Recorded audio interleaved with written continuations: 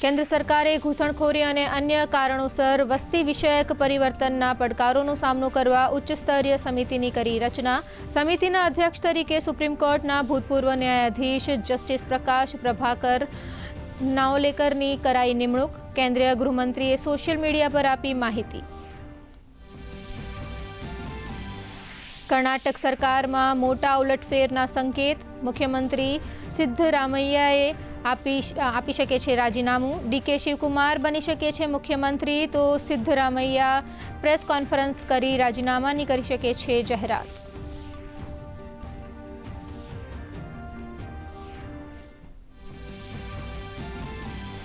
Supreme કોર્ટમાં આજે SIR મુદ્દે મહત્વની સુનાવણી। ચીફ જસ્ટિસ સૂર્યકાંત અને જોય માલ્યા બાગચીની બેન્ચ આપશે ચુકાદો। કલમ 326 અને જનપ્રતિનિધિત્વ અધિનિયમ હેઠળ ચૂંટણી પંચના એસઆઈઆર કરાવવાના અધિકાર પર વલણ થશે સ્પષ્ટ।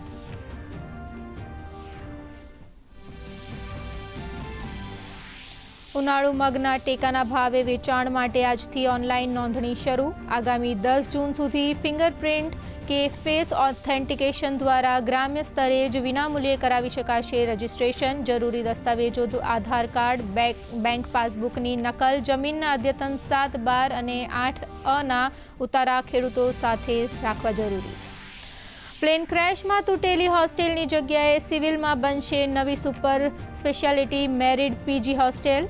નવી અતુલ્યમ 1 થી 7 હોસ્ટેલ માટે ચાલુ વર્ષના બજેટમાં ₹34.65 કરોડ મંજૂર તો આગામી 3 વર્ષના કુલ 144 વિદ્યાર્થીઓ સહિત 236 super speciality married PG doctors રહી શકે તેવું આયોજન।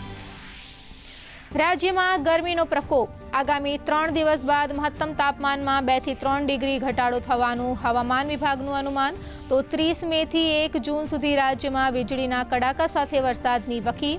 મધ્ય, ઉત્તર પશ્ચિમ અને પૂર્વોત્તર ભારતમાં આગામી 3 થી 4 દિવસ લૂનું એલર્ટ। પૂર્વોત્તરમાં પણ 2 થી 3 દિવસ લૂની સ્થિતિ।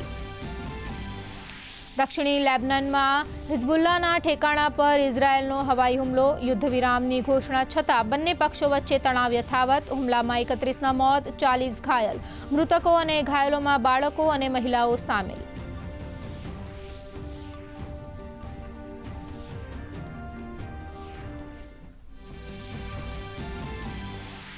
અંડર 23 એશિયન કુસ્તી ચેમ્પિયનશિપમાં ભારતનું શાનદાર પ્રદર્શન। કુમાર મોહિત અને ચંદ્રમોહને જીત્યા સુવર્ણ પદક તો દીપકે ચંદ્ર પદક કર્યો પોતાને નામ।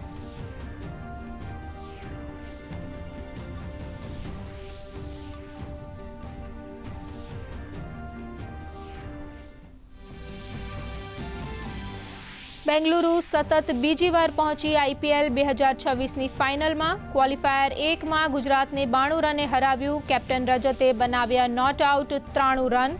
જેકબ ડફીને 3 વિકેટ મળી।